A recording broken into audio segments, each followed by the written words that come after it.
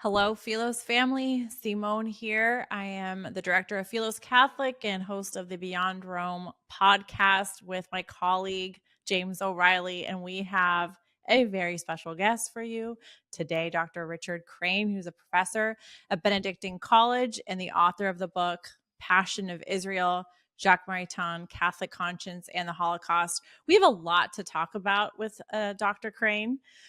He has allowed me to call him Richard, so maybe I'll call him Richard. But, Dr. Crane, thank you for joining us. And you are a guest that we, of course, were dying to have on the show, but James really, really wanted to have you on the show and is, reading your book and just so excited to have the privilege of talking to you about this very important subject and something that you've obviously thought about, written about, and are teaching.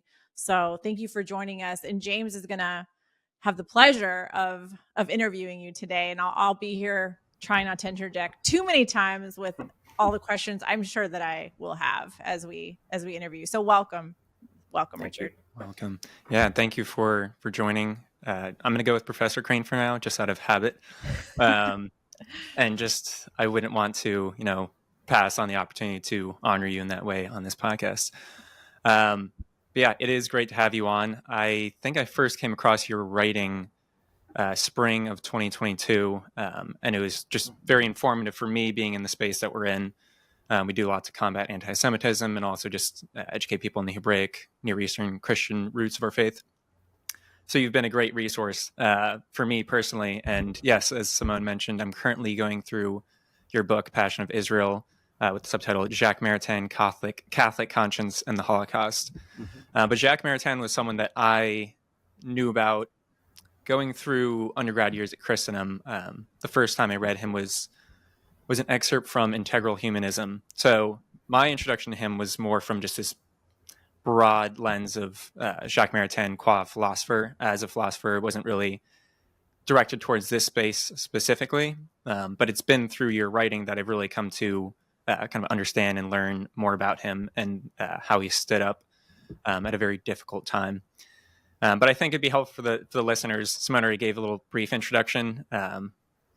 What is your story in terms of how you ended up at Benedictine, writing the book itself? What were the things that transpired for you to be where you are now? Well, I can answer that on several levels. In the first place, I've been at Benedictine a little over a decade. I wrote this book when I was teaching in North Carolina at Greensboro College. But what brought me to Benedictine was I'd always wanted to teach at a Catholic school and wanted to teach at a Catholic college that, to put it bluntly, wasn't getting a little less Catholic every year. Yes, Benedictine's on the special list of actual Catholic. Yes, Catholic schools. It's a real privilege to teach here. Yeah. And since coming to Benedictine, my vocation as a Catholic and as a historian has only grown. The deepest roots of this book would go back to when I was even younger than you. I was a child of Vatican II. I was born in 1964, so right in the midst of Nostra, Aetate, and those other 15 conciliar documents, not only being drafted but debated, and in the case of Nostra Aetate, debated to the extent that, well, at least in the case of Nostra Aetate, it almost didn't happen. And the reason I bring that up is because as a historian, as a professor, as a Catholic, I have no understanding on my own of what was so dramatically different about the church's outlook on and teachings about Jews and Judaism. Mm-hmm. I grew up right. I grew up without those what one writer, Jules Isaac, has called the teaching of contempt. Mm-hmm. Something, I don't use this term lightly, but something revolutionary happened at Vatican II in terms of recognizing an enduring and unbreakable bond between God and his chosen people, and also a repudiation of not just modern anti-Semitism, but hundreds and hundreds, almost 2,000 years of negative, denigratory, sometimes murderous prejudices and teachings that were nurtured in the bosom of the church. So I grew up with new teachings and a new outlook, and had to kind of do archaeology to recover that old history, as distasteful as it is, and see just who was behind that revolution. And one of those people behind at least in the long run, behind that just renewal and rectification of the Catholic-Jewish relationship was Jacques Maritain. Mm-hmm. Yeah, might I say something, James? That I think it's for post Vatican II babies born in this like parentheses of the church.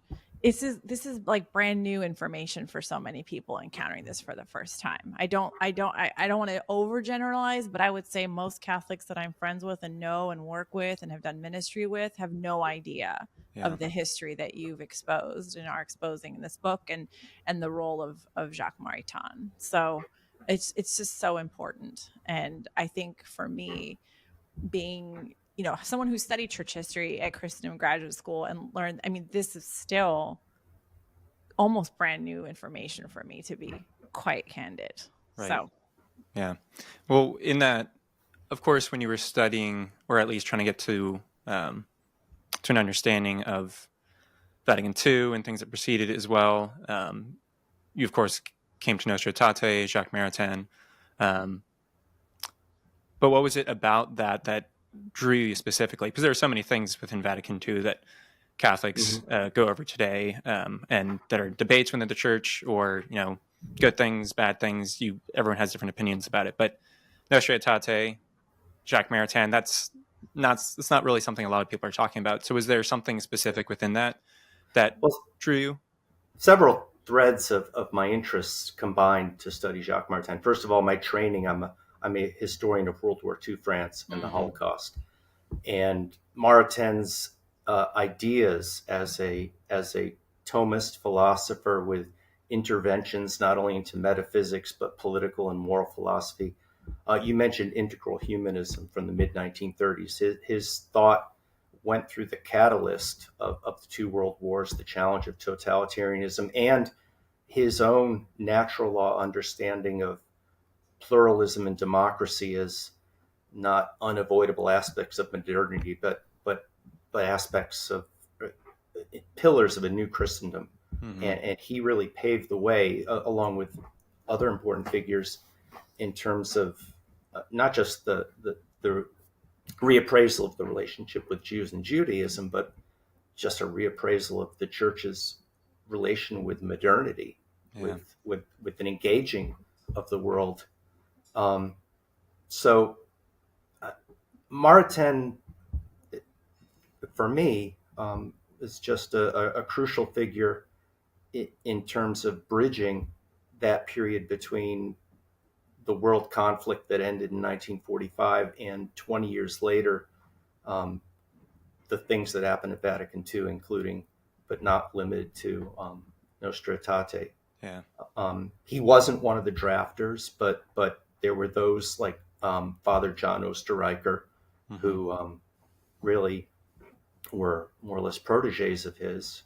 Yeah. And as you probably know, he was honored at the end of the Vatican II conference by Paul VI, kind of as the representative figure of Catholic intellectuals. Yeah.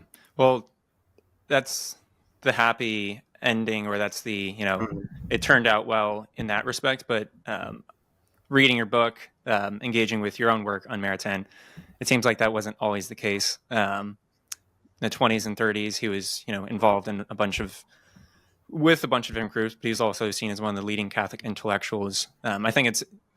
You are an historian, so I think it's best if we kind of approach this through the story lens, addressing these ideas through his story.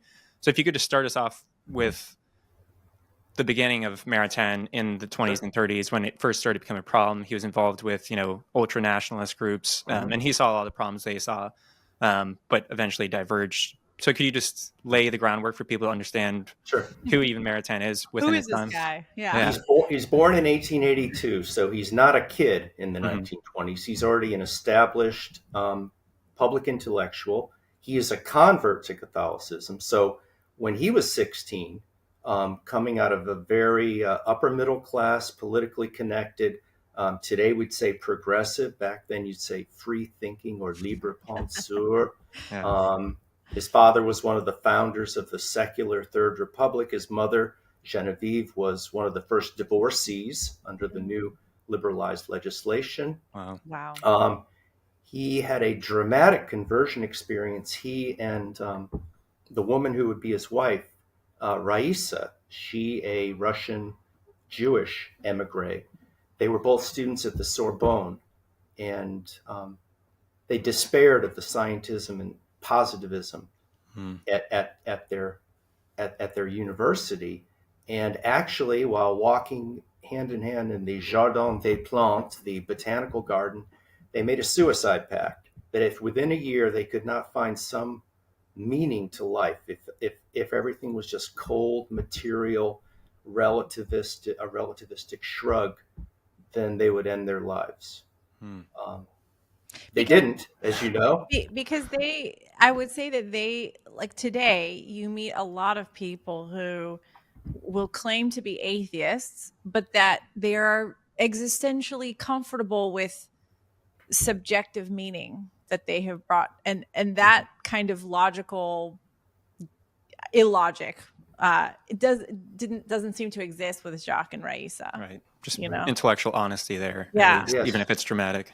Which really bothers me about our time, because there's like this, there's like the false prophets of like the new atheism that, that are basically self-helpy and take the intellectual tradition of the West and then use it for therapeutic categories to like impose a subjective meaning, but they just don't take it to the logical conclusion. So, not that I want people to make suicide pacts, but I would like people to connect the logical dots that if you are a positivist, not scientist, but scientism, right? Then there cannot be objective meaning, and that has to be at some point reach you and be dissatisfying. But anyways, back to you. Well, yeah. How does the suicide pact go for Jacques and Raissa? As you know, it was not carried out. They had some important influences in the first decade of the 20th century. They got married in 1904 and were both received into the Catholic Church in 1906. The three big influences that brought them out of this low point would be the philosopher Henri Bergson, who not a Catholic philosopher. He was a secular Jewish philosopher, but he his philosophy emphasizing will, intuition, and an understanding of being, of the vital source of life, inspired Jacques and Raissa. He taught at the Collège de France across from the Sorbonne, and Maritain's friend and mentor Charles Péguy, a socialist, not Marxist socialist, but a Catholic socialist, a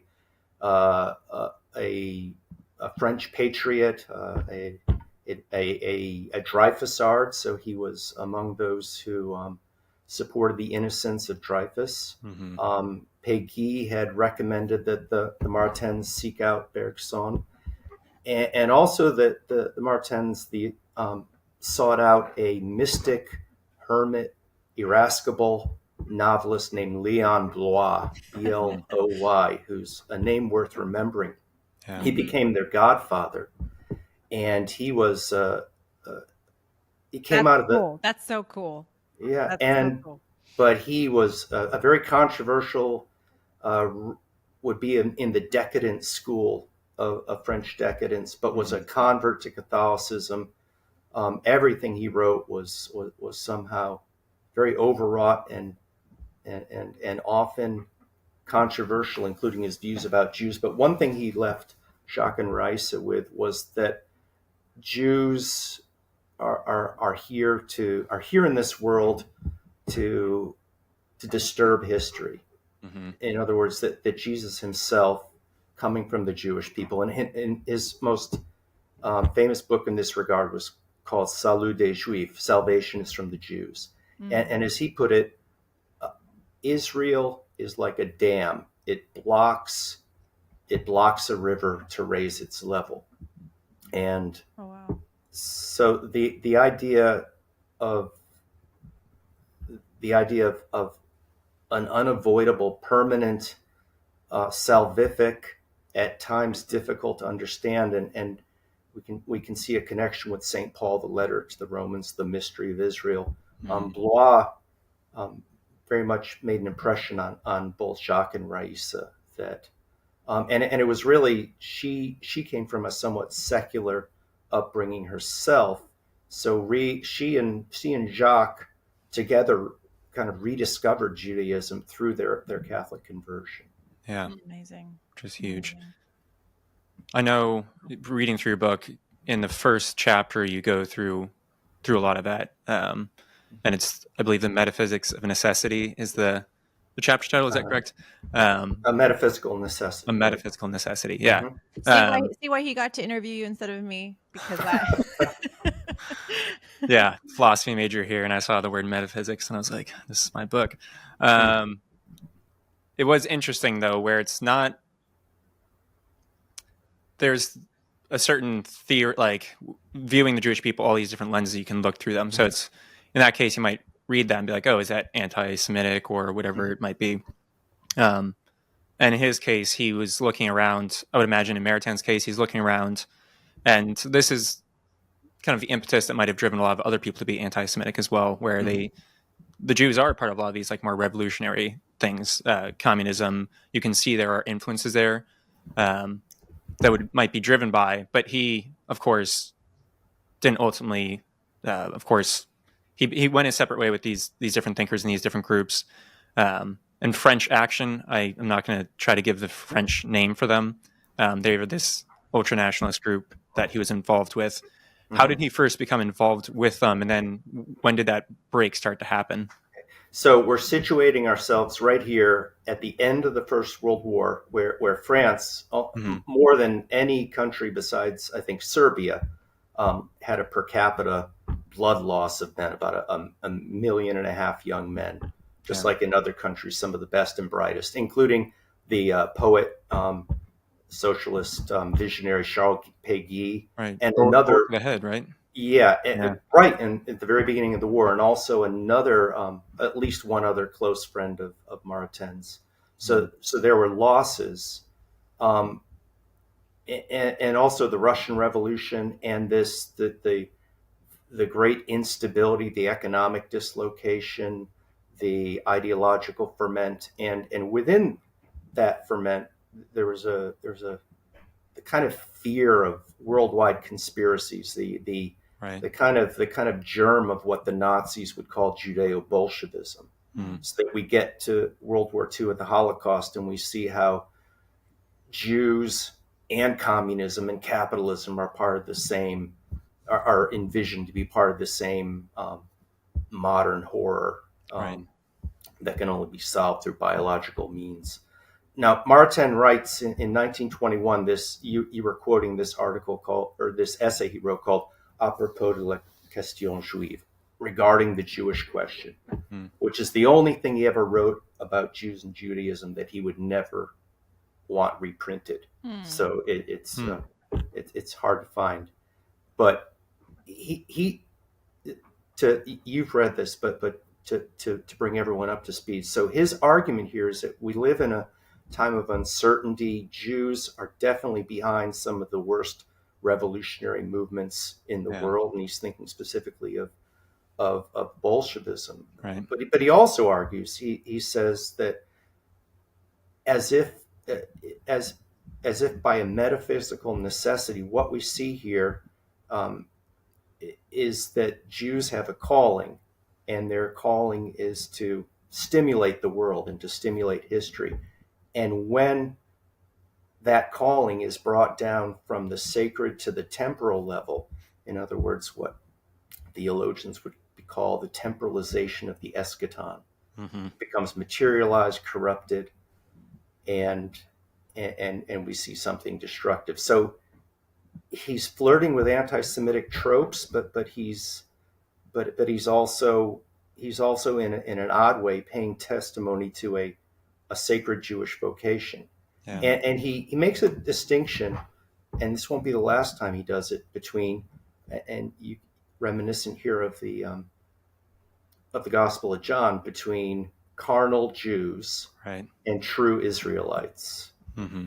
And interesting. And how does that distinction play out? Is he saying that both exist? Yes, mm-hmm. He's in a sense he's venerating faithful Jews. Yeah. The debates among scholars about whether he venerates faithful Jews as incipient Christians or as Jews in their own rights. That's a debate which it's a long and unresolved debate. And for him, it was unresolved. We can talk about that in a few moments. Mm-hmm. But in terms of agnostic or atheist Jews being part of communist and other revolutionary movements, he in his philosopher's way, he's saying it just goes to show. Mm-hmm. So, in other words, by a metaphysical necessity, Jews are playing out their role that God's assigned them one way or another. Right. But a lot of people weren't seeing that at that time. They would see that maybe to a very limited way, where they're only seeing that, maybe not so much as a vocation, but it kind of just whatever it might be. But there were plenty of opportunities to still condemn anti-Semitism, but a lot of people chose and said, again, with like French Action, I know I'm not super familiar with the history, but I'm still reading through the book, but people like Charles Maurras, who Maritan was very close with. So Charles Maurras, or Charles Maurras, who becomes the leader, he's not the founder, but becomes the leader of Action Française. This is a extreme integral nationalist movement, kind of proto-fascist, but formally, officially, they were a monarchist movement that came out of the Dreyfus Affair. Okay. That believe that we are losing our country to the Jews, the Protestants, and also the threat of Germany. So very, again, extreme nationalist. And Maritain, part of a generation, especially of devout Catholics, and in his case, a Catholic convert, traumatized by the very abrupt separation of church and state in 1905. Yeah. And then less than a decade later, the German invasion. So the idea of a France that again finds its unity, that develops a strong patriotism rooted in both classical and Catholic values, that very much appealed to millions of French Catholics. Right. Even though Maurras himself was an agnostic. Really? Yes. And there was some tension between him and Maritain. And then again, Maritain, he and his wife, who had a salon outside of Paris at a place called Moudon, brought together all sorts of people, and there were celebrated conversions, some temporary conversions like that of the poet and playwright Jean Cocteau, other more lasting conversions. And they formed an alliance, and Maritain felt that he could work with people we would today call fascists and anti-Semites, until in the mid-20s that became problematic, not only because this gutter anti-Semitism became more pronounced and more public, including Maurras threatening to shoot the Jewish minister of the Interior, shoot him like a dog, which led to him being put on trial for inciting violence.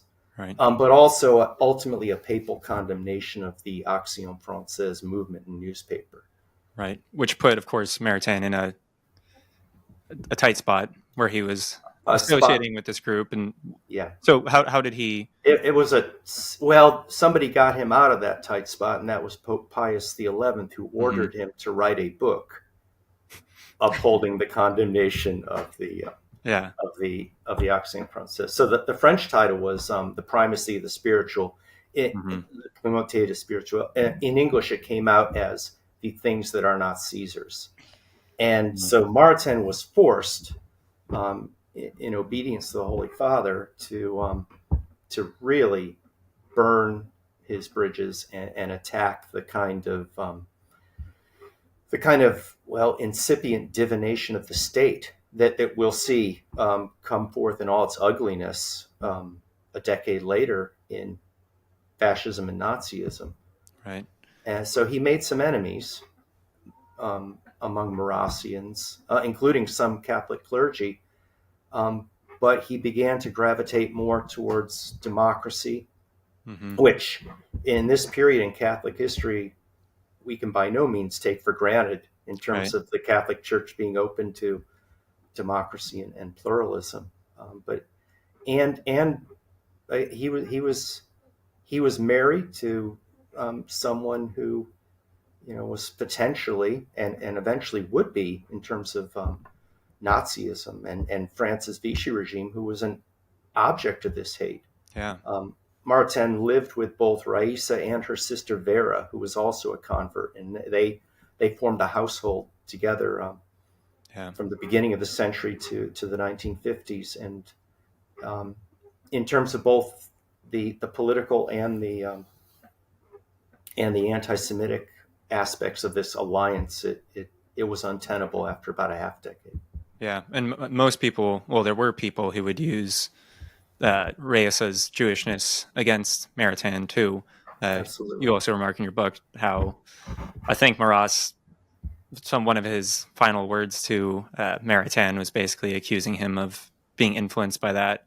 And Maritain, of course, was very heartbroken by that. I just read earlier too, he actually credits that to a heart attack he had at one point. Which is because it just shows that he was so open to trying to actually keep that dialogue open with Marraus and French action, while also working towards these goods, democracy, pluralism, at a time when everything was so visceral and insulated in terms of nationalism as well. But then, of course, you spoke about the papal condemnation. He has the Vatican, of course, having him work through this and upholding this ban. But then you said there are also Catholic clergy in France who were opposed to Maritain himself, or who had a residual affection for and even allegiance to Action Française, and this goes through the 1930s and even into World War II. During World War II. The Action Française had made its peace with the Catholic Church, and the ban on the movement was lifted by the late 1930s. Okay. But when the Vichy regime, the collaborationist, anti-Semitic right-wing regime under Marshal Pétain, took power in 1940, Marrausian influence was very strong at Vichy. He was kind of considered the house philosopher, although he wasn't directly affiliated with the regime. And a number of Catholic priests had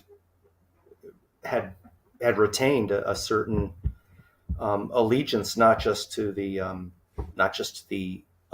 traditionalist monarchist principles, but also the anti-Semitic principles of the movement. Other research I've done recently on the official Catholic newspaper La Croix in France during World War II. I've read a great deal about the struggles within the French clergy and some of the religious orders in terms of kind of, frankly, cells of Marrausian influence. Right. And either way, it would seem that Maritain, at least before the war, before the Holocaust, was kind of a lone voice, at least in the public sphere, speaking out against anti-Semitism in a very direct way. But you certainly see a shift after the war because of the Holocaust, kind of the horrors of what happened and leading up to Vatican II. Looking back, of course, the church saw how prescient he was and in his ways of actually addressing these issues when a lot of people would have been more concerned about maintaining nationalism or these ideals. But he was one of the few people who saw it before. But even then, there was the development within his thought, within going from anti-Semitic to being more of a philo-Semite. How did that change too, and then drastically too, with the Holocaust? Yeah.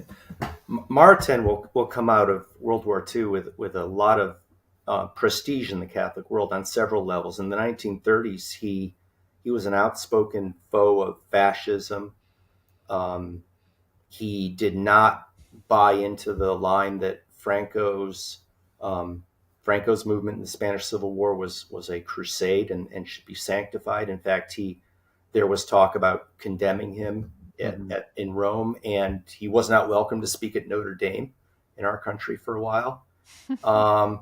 So his speaking out against anti-Semitism is part of a package. He was making a lot of trouble, Right. I say in quotation marks.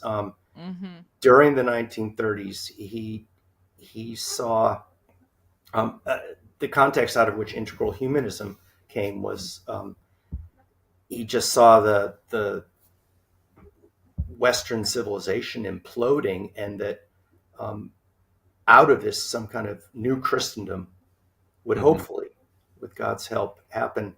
And part of what he saw as the disease that was Western culture was suffering from was anti-Semitism, and he increasingly, both philosophically and in terms of engagement in the public sphere, argued that always the metaphysician, that it is logically impossible to be both an anti-Semite and a Christian. Right. So I think it's 1937 he writes this, and it's most of what gets published, these were public addresses, but it was an address called L'impossible antisemitisme, the impossible anti-Semitism. In English, it'll be just helpfully just published as anti-Semitism. Right. And less poetic. Yeah. And less interesting. And he's made a big journey from that regarding the Jewish question essay in the early 1920s. He doesn't write about the corruption of Jewish conscience. He writes about the corruption of Christian consciences, and that Christians have to recognize. And again, to get back to my own autobiographical post-Vatican II childhood, all of us had post-Vatican II childhoods. I had an immediate post one, but that's why your prophetic disruption is more powerful than ours. Right. But yes, so, I should write that down. It'll be a T-shirt. So Maritain is saying something that's not controversial to us today, but to argue that Christians, there is no Christian identity without understanding the Jewish roots of our faith, that Jesus, Mary, the apostles were Jews, and Jews are still beloved by God, and that to hate Jews is to hate God, and in a sense, to hate yourself, to hate your own faith. Right. And by now, we're not just talking about the theoretical or the metaphysical. We're talking about it in the practical realm, not just in Germany with the Night of Broken Glass and the Nuremberg laws, but countries like Poland, Romania, various other countries. There are anti-Jewish laws. There are virulent anti-Semitic fascist movements, which will take their own bloody toll upon Jews when the Holocaust breaks out. Right. So he the following year, 1938, gives a speech that will that is in English translation would be "The Jews Among the Nations," and this will later materialize into his essay "The Mystery of Israel," that many English-speaking readers are familiar with. And here he talks about that the anti-Semitic hatred, and he increasingly identifies it as a Christophobic hatred at its root. It's only going in one direction. It's going in the direction of what he calls a general massacre of the race of Jewish and of Jesus and Moses. And that it's not just the impending destruction of the Jewish people, but the Christian conscience and Yeah. Christian souls. Yeah. And this is a public lecture at which he's catcalled and shouted down. He's called a Jew. Others say bought and paid for by the Jews.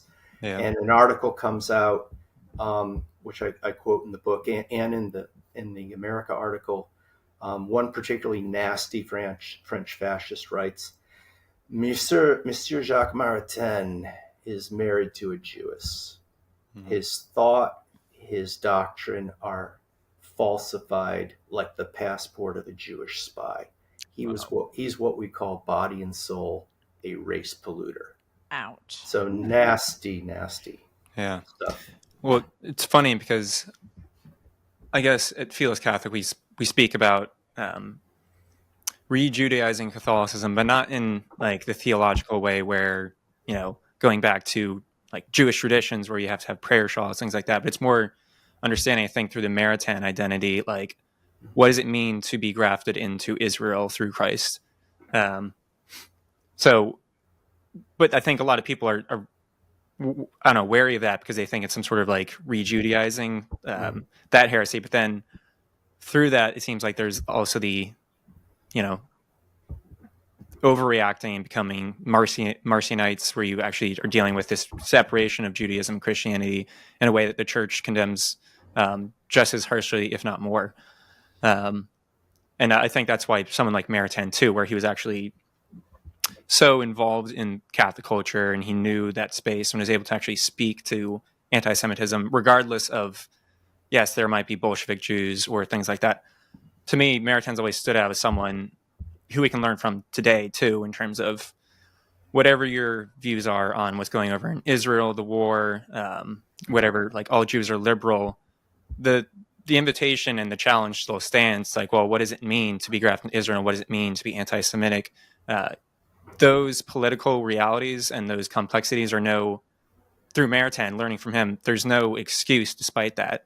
There might be truth to some of those things, but in no way does actually, as a Christian, justify you acting or following along this line of thought. Maritain, to my mind, anticipates both Nostra Aetate in Vatican II and also John Paul II when he was the first pope to enter the Jewish synagogue in Rome. Mm-hmm. And as you both know, the big takeaway is he said, "You are our elder brothers and sisters in the faith." Yeah. So that I see in Maritain a necessary humility in terms of our relationship with our Jewish brothers and sisters, as Christian faith does stand apart from rabbinical Judaism, in how our faiths have developed since the time of Jesus. But the idea that instilled in us by a reading of Paul is, as either you or Simone just said, the being grafted on to an already living, and I think it may have been at the Philos Franciscan conference in Steubenville that I think I think it might have been someone from Philos appropriately brought up, if you're grafted on as a branch of a tree, what happens if that tree falls? Right. What happens if in other words, the idea that as Catholics, as Christians, we don't just indulge Jews and Judaism for the sake of tolerance, and we are. But part there's of our more there. It's necessary. Right. I think you're so right, Richard. That there is this necessary humility that Maritain and John Paul II after him really witnessed to in terms of the quote Jewish question. And I find too often in the church that there's like a setting aside of that mystery and something that's just put on a shelf and not something that's grappled with in terms of your own prophetic place in history, in terms of your own personal vocation, in terms of your own prayer life, in terms of your own return to your Hebraic roots. that the health of your spiritual life, I love that title, the primacy of the spiritual, that you cannot take, if you're going to take yourself seriously and not fall into the self-hatred that is the logical conclusion of anti-Semitism, you must grapple with this question: who are the Jews, and who are they for you, and who is Jesus for you in all of that?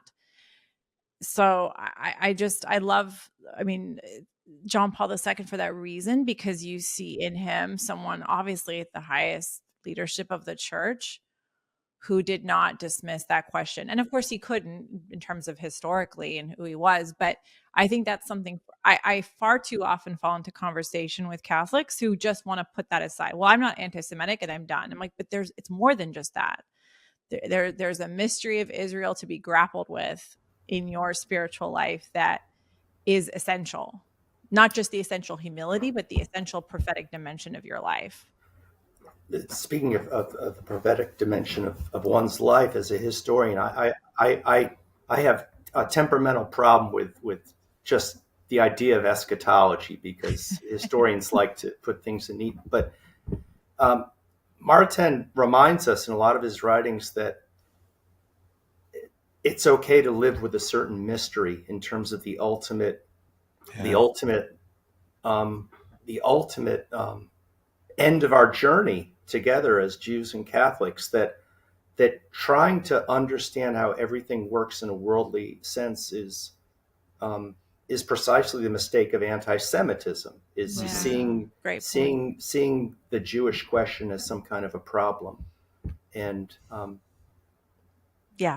a negative problem, not a problem to be grappled with in the true sense of the word problem, right? Like, right. Dialogue can be seen as a kind of banal, sometimes superficial thing, but at least in terms of what came before, in terms of the Jewish-Catholic relationship, dialogue is a wonderful thing, and not all doctrines have to be worked out. And it's a good question.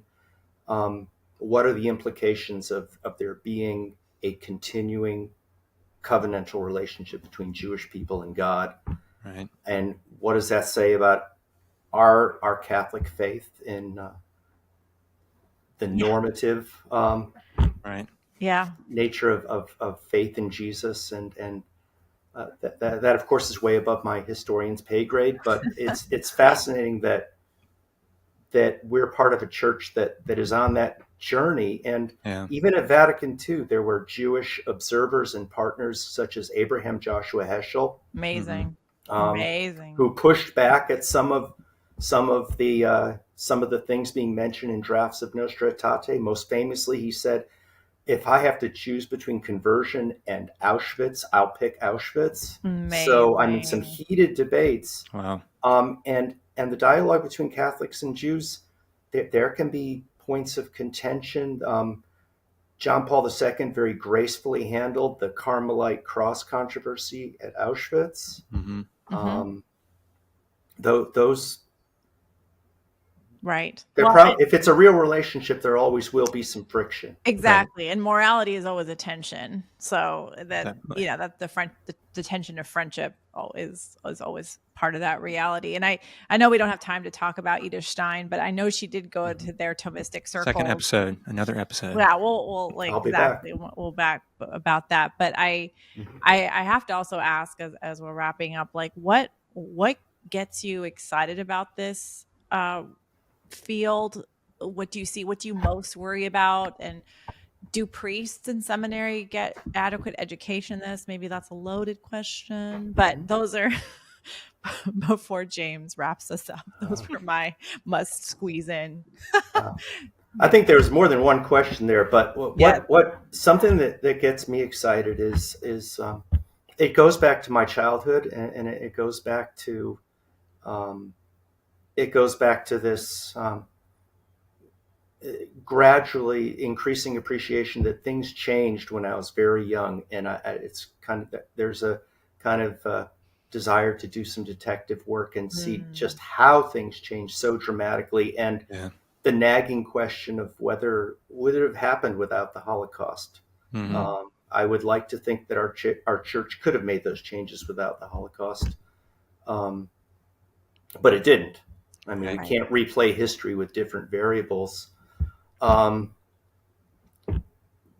in terms of, I've written for, there's a journal called Homiletic and Pastoral Review. Yeah. And actually this question of covenantal relationship, the enduring covenantal relationship between the Jewish people, the Jewish religion, and God, and what that means for Catholicism, I've tried to trace that, not answer those questions as a theologian might. Amazing. But it is the pontificates of John Paul II, Benedict, and now Francis. That's a live question, and it's a wonderful that we've got to the point where, like the Steubenville Conference, where we just fraternal, not just dialogue, but inquiry and debate. Yeah. Yeah. Friendship and engagement too. Yeah. Amidst the horrific resurgence of an anti-Semitism that never went away. I just, in parting, when that conference was planned, I don't know if your listeners know this, it was planned, I think, in the summer of 2023. That's right. An appreciation of some ugly anti-Semitism, like the Pittsburgh killings. Yeah. But also largely as a historic reappraisal. But after October 7th, I think the whole tenor of the conference and my contribution to it changed. I don't want my area of inquiry to be that interesting and that relevant. Right. No, exactly. Talk about a prophetic disruptor of a conference. Yes, definitely. But it goes to show, just again, even more so, the importance of Jacques Maritain, learning about him. Professor Crane, it has been wonderful having you. We will have to have you on again, God willing, for another episode to explore more of these topics, these questions. But I invite everyone to check out Professor Crane's book, Passion of Israel. You can also find him on, Pastoral and Homiletic Review. You also just came out with a recent piece on American Magazine. And it's kind of a concise summary of what you go through in the book, kind of going from Maritain's anti-Semitism to philosophism and Nostra, Aetate. So I invite our listeners to go check them out. And thank you for listening as well. Professor Crane, thank you again.